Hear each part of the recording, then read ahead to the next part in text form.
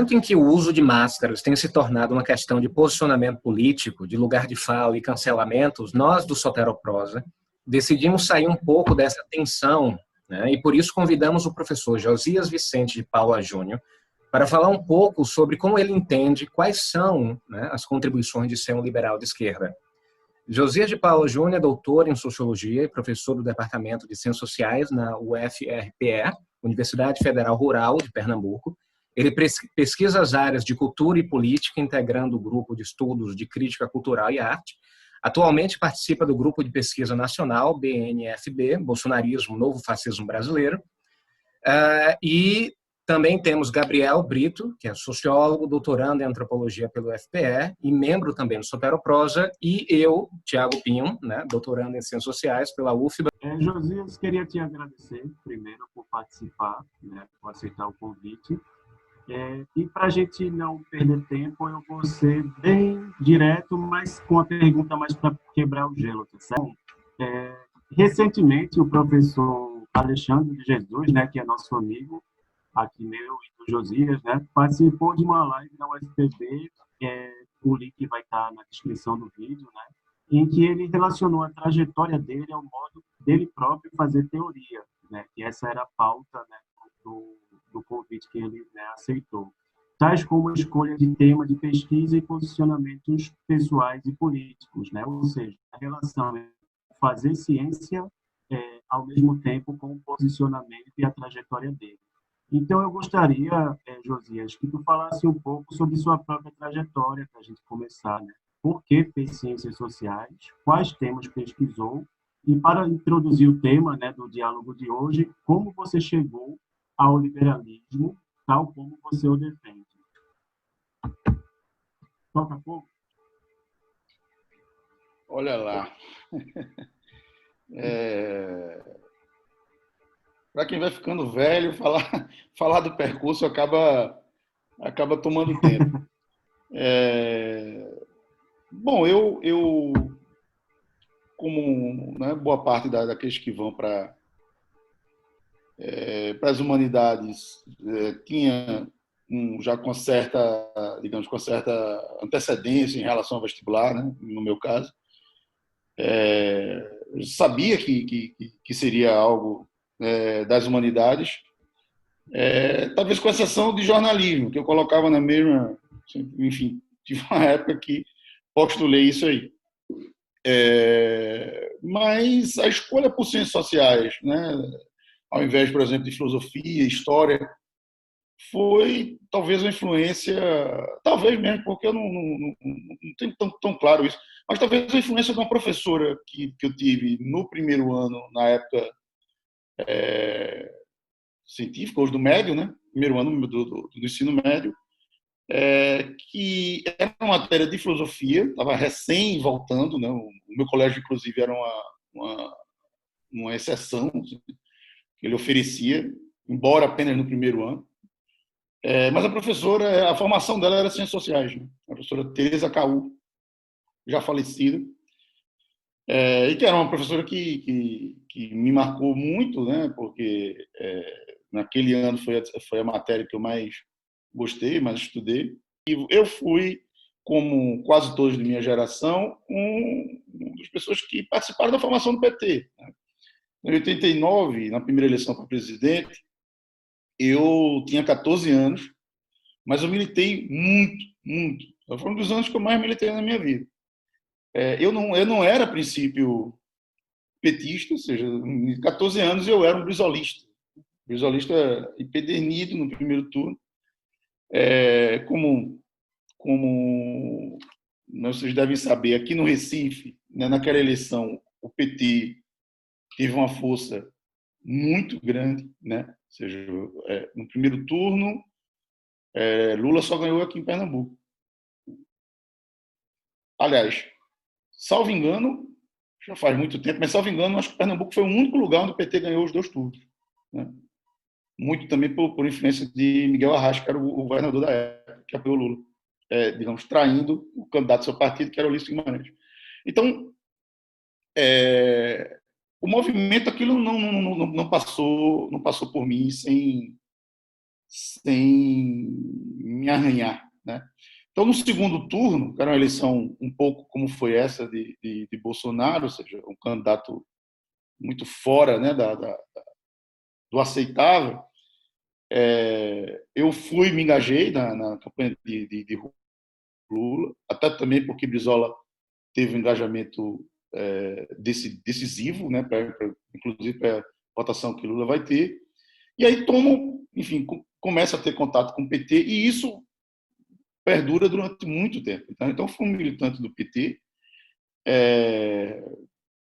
oscilando, não vou dizer que não tive oscilação, mas eu era o que se chamava, na nossa época do movimento estudantil, a direita do PT, ou seja, uma postura mais pragmática, mais, né, por alianças, essas coisas todas. Então, uma série de postulados, etc., não faziam mais sentido, né?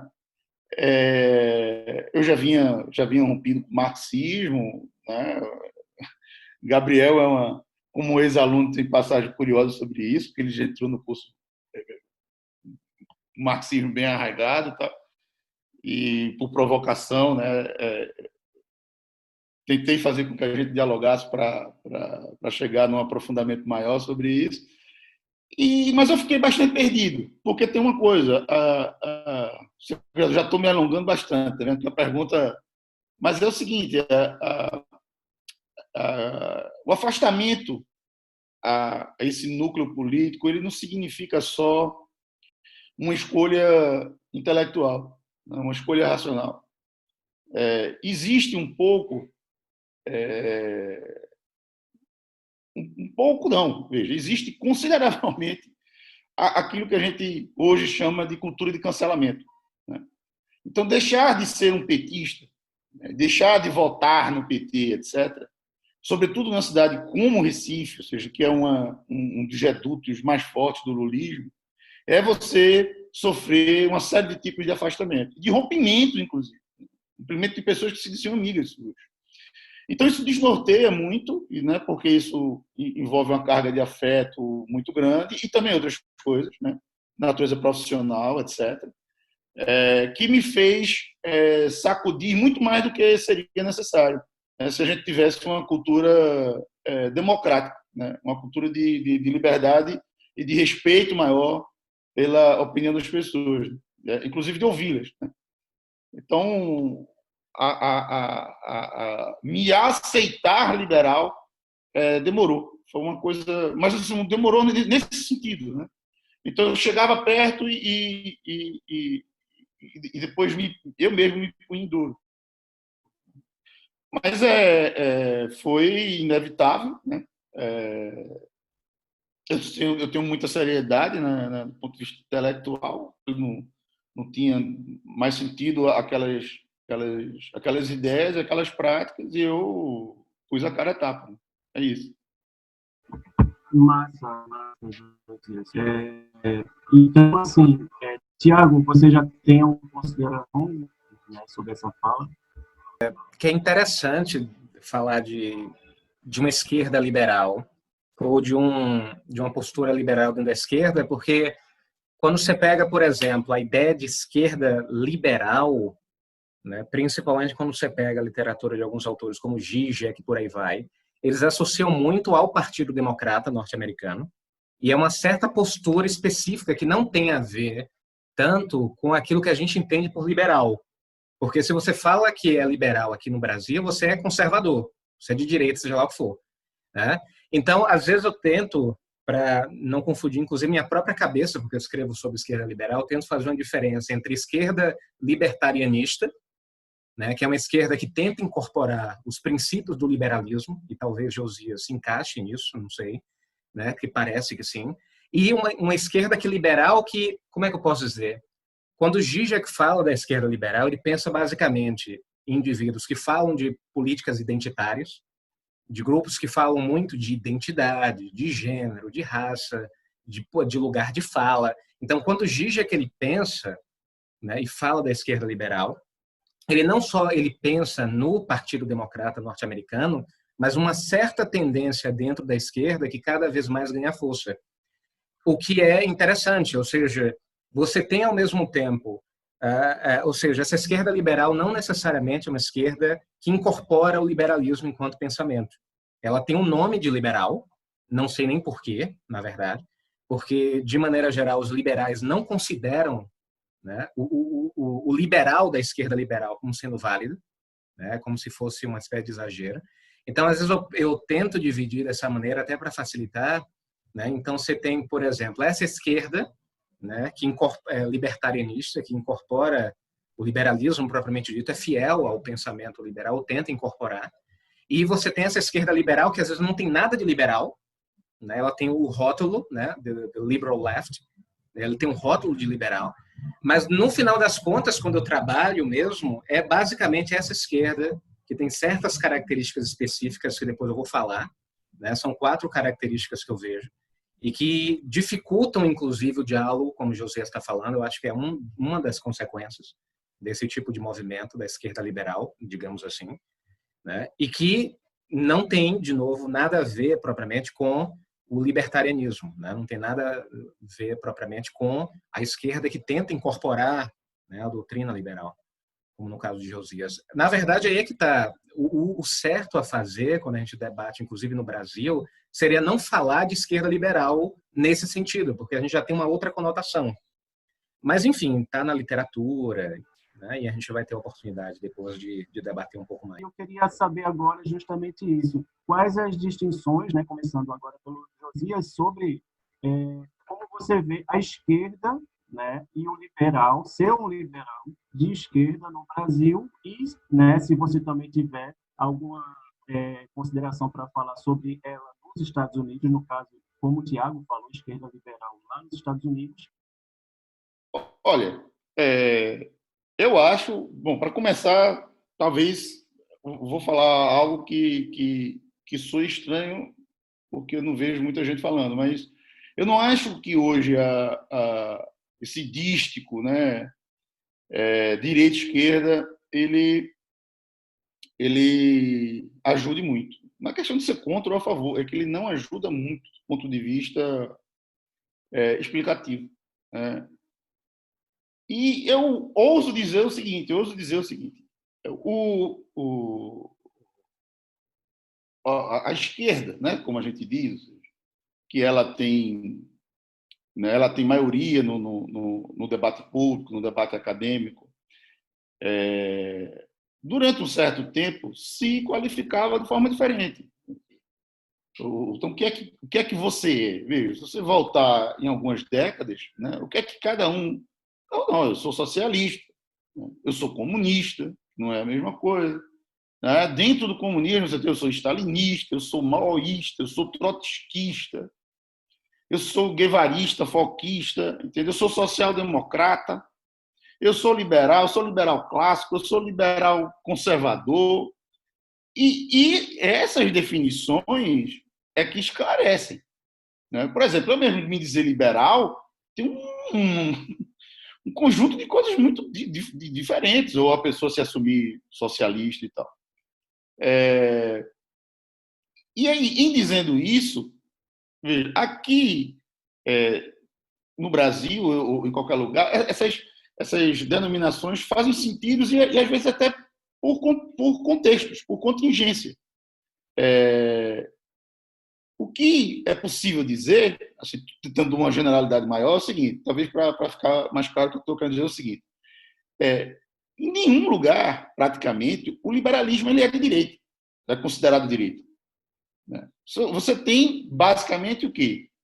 Né? Numa sociedade com uma vivência democrática mais consolidada. Você tem os conservadores, às vezes os reacionários, né? Você tem os liberais e você tem os socialistas, que podem ser mais radicalizados, podem ser social-democratas.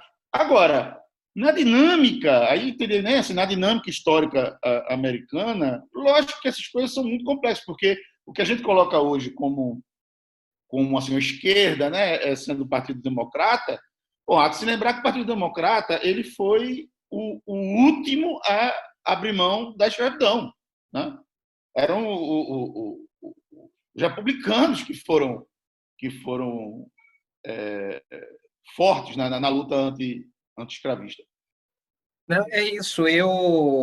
Que é engraçado. Às vezes o Zizek ele fala da esquerda liberal não tanto como uma classificação histórica, né? Mas como mais como um sintoma. Tem alguma coisa rolando na sociedade contemporânea e essa esquerda ela está meio se alastrando, principalmente com as redes sociais. Então, assim, ele vai falar, Zizek, de um problema epistemológico na esquerda liberal, que, de novo, essa esquerda liberal não tem a ver com essa linha libertarianista, digamos assim. No caso de Josias, que incorpora o pensamento liberal. Essa esquerda liberal, na verdade, basicamente, o que Zizek está falando, é uma esquerda muito preocupada, ou basicamente preocupada, com pautas identitárias, com defesa da democracia e com coisas que giram em torno disso. Tá? E a primeira característica para Zizek desse tipo de postura, do que ele está chamando, entre aspas, de uma esquerda liberal, ele vai falar primeiro o problema epistemológico, que você tem a transformação de problemas complexos em problemas de caráter. Essa é a primeira característica que Zizek vai dizer, que isso é um problema enorme. Então, você pega, por exemplo, problemas que envolvem o retorno da volta às aulas, para pegar um exemplo concreto.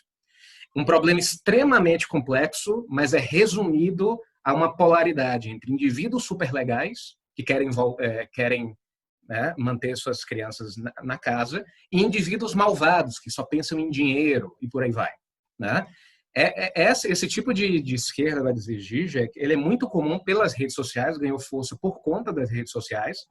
É uma esquerda que não necessariamente ela é, digamos, especializada ou acadêmica, é muito mais uma espécie de ethos, ele vai falar de um ethos.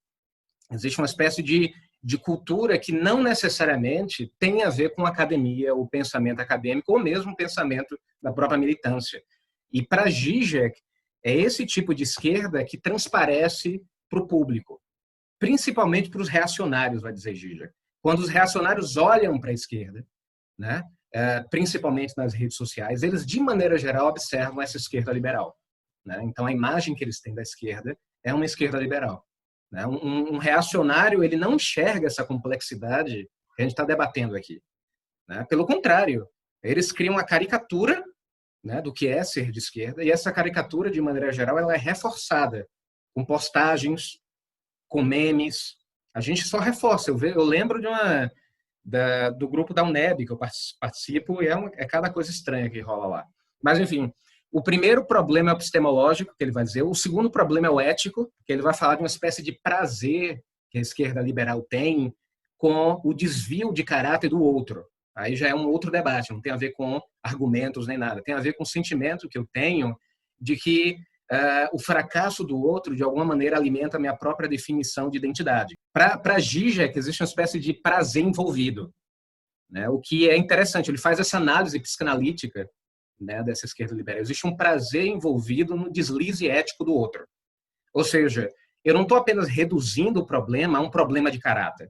Eu também sinto prazer, digamos assim, nessa redução. Aí tem todo um debate de Zizek falando o quanto esse sentimento de indignação ele é convertido em um prazer meio que estranho, uma espécie de entretenimento ético, digamos assim.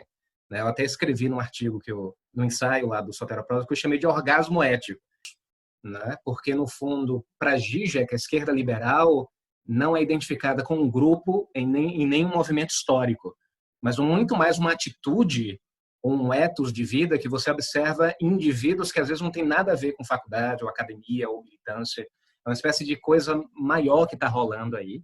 E ele vai falar, como eu disse, do problema epistemológico, né, que é transformar problemas complexos em problemas de caráter.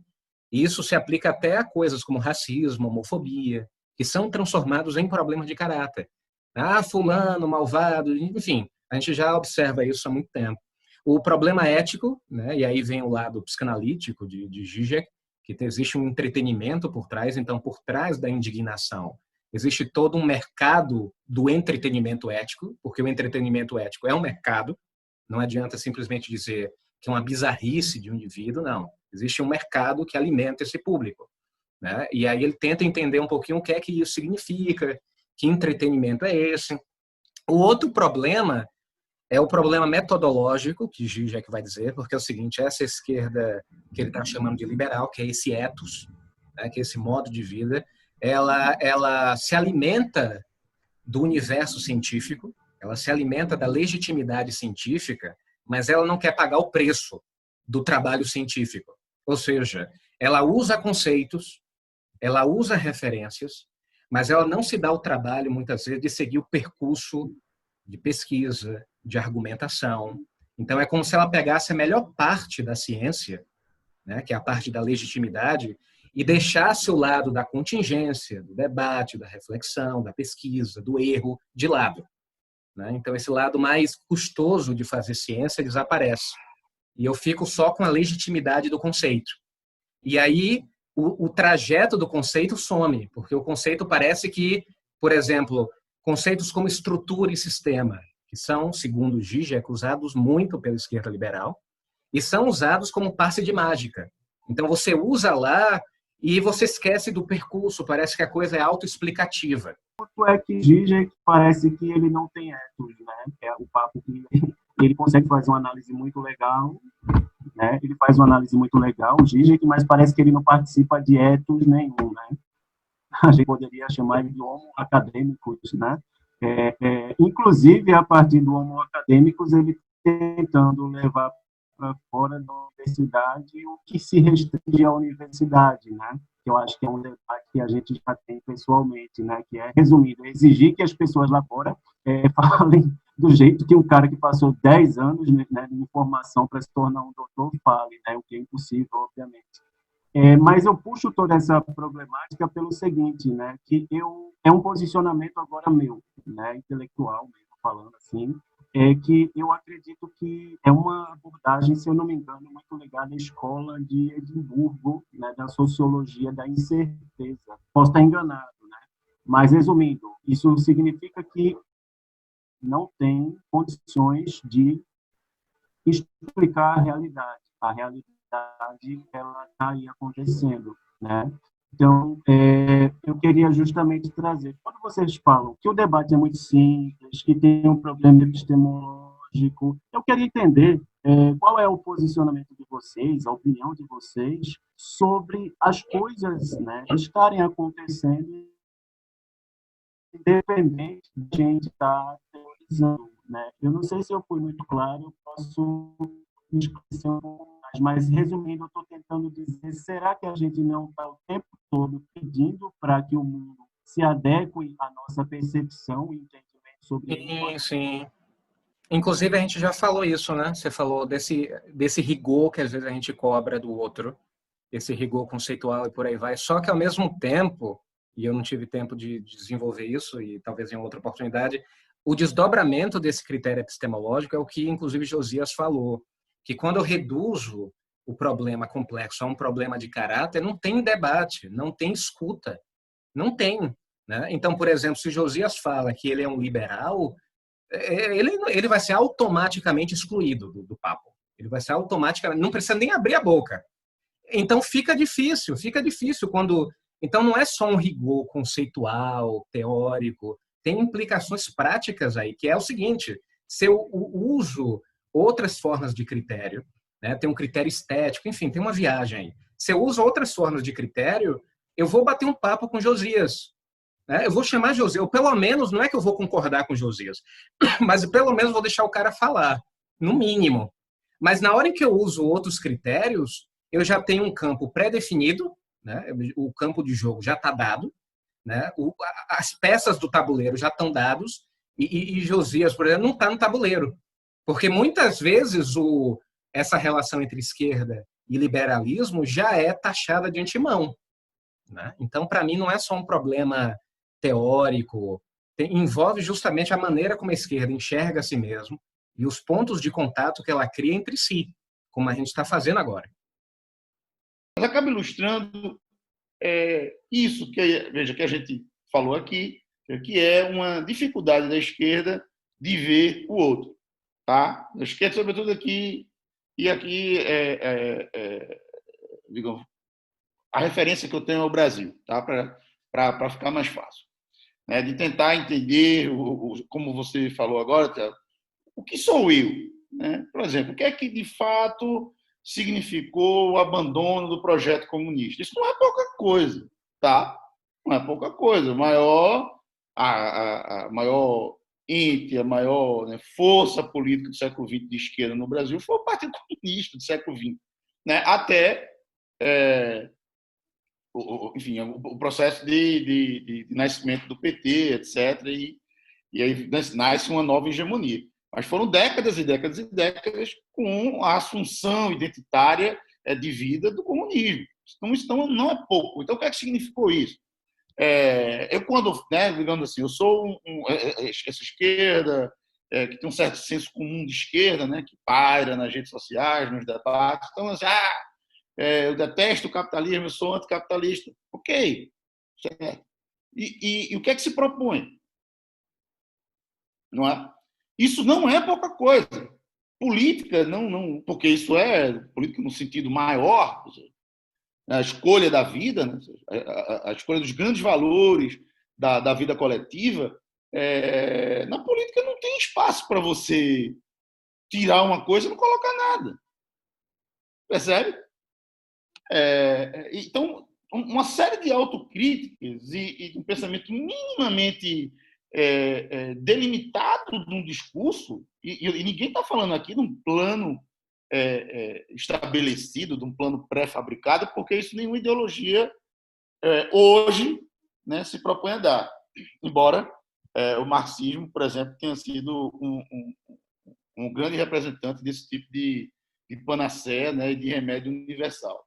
Mas, bom, vê, pegando esse ponto, faço questão disso.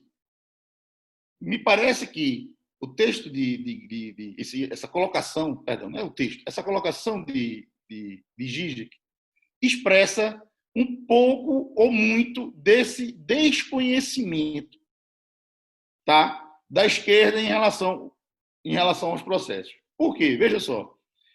Se você pegar, né, textos de liberais, vou citar dois, um brasileiro e outro americano, que é essa tabela que a gente está fazendo aqui. Brasileiro, José Guilherme Melchior. O americano, Richard Roth, o neopragmatista. Desde... O Melchior tem texto da começo da década de 80. Melchior foi o primeiro cara no Brasil a dizer que o neoliberalismo era um movimento conservador, né? Que na verdade, em vez de ser neoliberalismo, ele deveria ser chamado de paleoliberalismo, ou seja, que retrocedia séculos e séculos e séculos, né? E que não tinha sintonia, inclusive, com o mundo democrático, né?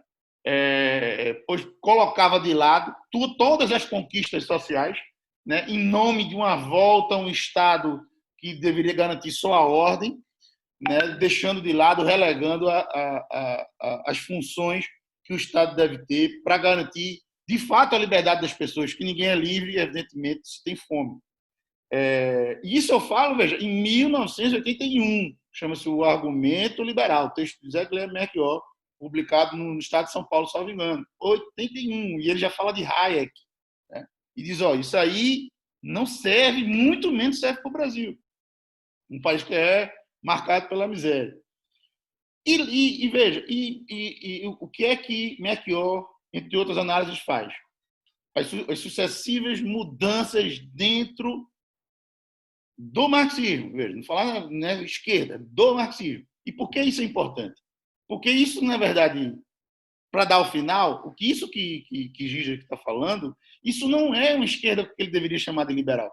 Isso, na verdade, é uma consequência do gauchismo de 1968, né? De como as implosões lentas do marxismo vai dar um determinado tipo de esquerda que é esta. Agora, sem dúvida, eu concordo com muita coisa das críticas que ele faz, mas isso não tem origem no liberalismo. Josias, eu quero agradecer, né, novamente, né, o convite. Eu acho que foi muito rico, né? Inclusive, né, um debate com o Tiago, eu achei muito legal. Eu disse, eu convidei vocês, o Tiago é colunista, né, do Sotero, a gente conversa muito, mas para mim eu trouxe esse papo muito mais como espectador, né? Eu pode ver, né, no que eu já tinha conversado com o Tiago. Enfim, né? Então é isso, né? A gente vai fazer o vídeo ficar salvo no YouTube, né? Do canal do Soteroprosa, né? Para quem não sabe, né? Tá chegando agora, né? Você divulgar, né, Josias, aí as pessoas que não conhecem o canal, a gente tem um site, né? Que é o soteroprosa.com. Eu queria agradecer, eu que agradeço esse tipo né, de debate, esse tipo de iniciativa, é o que mais a gente tem que fazer, né? Se a gente se escutar mais, isso é outra coisa certa que eu tenho na vida já. A gente vai ver quanto a gente tem de semelhança, sabe, de comum. Então, assim, agradeço muito, foi um prazer e estamos aqui.